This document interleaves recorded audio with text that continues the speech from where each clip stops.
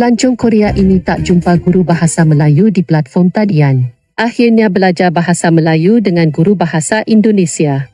Sebuah saluran YouTube John Random Books baru-baru ini telah memuat naik video di mana dia benar-benar ingin belajar bahasa Melayu.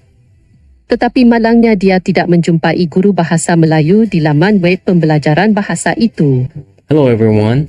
A few weeks ago, I took my very first Bahasa Melayu online lesson, and today's video is about how the session went. By the way, I could not find anyone teaching Bahasa Melayu on the learning platform that I've been using, so I had to search for someone who speaks Indonesian and ask whether he or she can teach Malaysian language.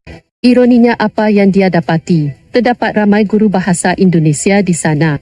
Akhirnya dia menghubungi salah seorang guru bahasa Indonesia dan bertanya apakah dia boleh mengajar bahasa Melayu juga. Bahasa Indonesia, selamat pagi, selamat siang, selamat sore, selamat malam. In Malay, that will be selamat pagi, selamat tengah hari, selamat petang, selamat malam.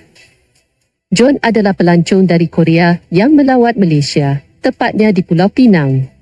Dia teringin sangat mahu belajar bahasa Melayu, tapi malangnya dia kata tak jumpa orang cakap Melayu. Semua cakap English. About 2 years ago, I decided to come to South Asia because I wanted to travel beautiful places in South Asia. And I believe it's what they use in Malay, but I've never heard it.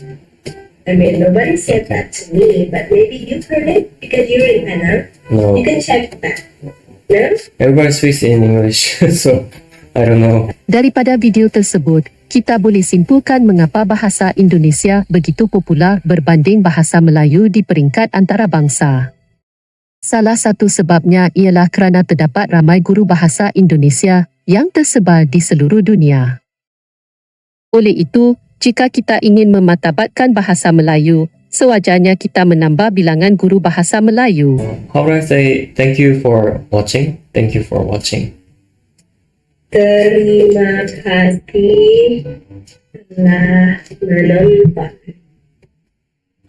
That's longer than I expected. Okay, terima kasih telah menonton. Assalamualaikum warahmatullahi wabarakatuh. Nah, tadi ini Padi sudah menonton dan teman-teman juga pasti sudah menonton ya. Bagaimana seseorang dari Korea yang ingin belajar bahasa Melayu Malaysia. Tetapi ketika dia mencari secara online, ternyata tidak ketemu. Justru dia menemukan banyaknya kursus-kursus online bahasa Indonesia. Akhirnya dia mencoba meranikan diri untuk bertanya apakah kursus bahasa Indonesia ini bisa juga mengajarkan untuk bahasa Melayu. Dan ternyata bisa ya dilakukan untuk belajar bahasa Melayu juga. Nah, di sini bisa kita ambil satu kesimpulan bahwa ternyata yang lebih dominan ya di dalam hal penyebaran dan mengakrabkan bahasa di kawasan ASEAN ini adalah bahasa Indonesia itu sendiri, dengan banyaknya kursus online bahasa Indonesia dibandingkan dengan bahasa Melayu Malaysia. Bahkan kalau dilihat di sini tidak ada semacam kursus bahasa Melayu Malaysia secara online. Nah, inilah keunggulan dari bahasa Indonesia yang memang dengan serius dilakukan oleh pemerintah Indonesia untuk bisa mendunia dan bisa menjadi salah satu bahasa internasional di dunia ini, baik dalam lingkungan komunikasi, perdagangan, dan politik serta budaya. Nah, ini adalah hal yang tidak boleh kita lewatkan ya, bahwa perjuangan dari bangsa Indonesia sendiri itulah yang membuat bahasa kita, bahasa Indonesia menjadi besar di lingkungan internasional. Dan tentu saja hal ini kita tidak akan biarkan ketika ada negara-negara lain yang ingin ambil enaknya sendiri, yaitu dengan misalkan melabeli bahasa Indonesia menjadi bahasa Indonesia Melayu, atau menjadi bahasa Nusantara Raya, atau menjadi bahasa Nusantara, dan lain-lain label yang mungkin bisa diambil atau bisa dipilih. Tentu ini sangat merugikan bagi kita sendiri karena kita yang berjuang, kita yang menanam, ya. Tiba-tiba ketika panen, negara lain juga pengen panen. Ini kan merugikan kita sendiri. Artinya di sini jati diri bangsa kita ini akan dimanipulasi sehingga seolah-olah bahasa Indonesia ini adalah bahasa Melayu untuk seluruh kalangan Melayu di ASEAN. Nah, itu tidak benar.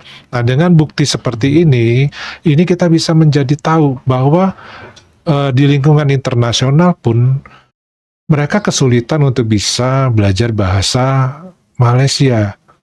Ya, malah di online ini kebanyakan adalah bahasa Indonesia.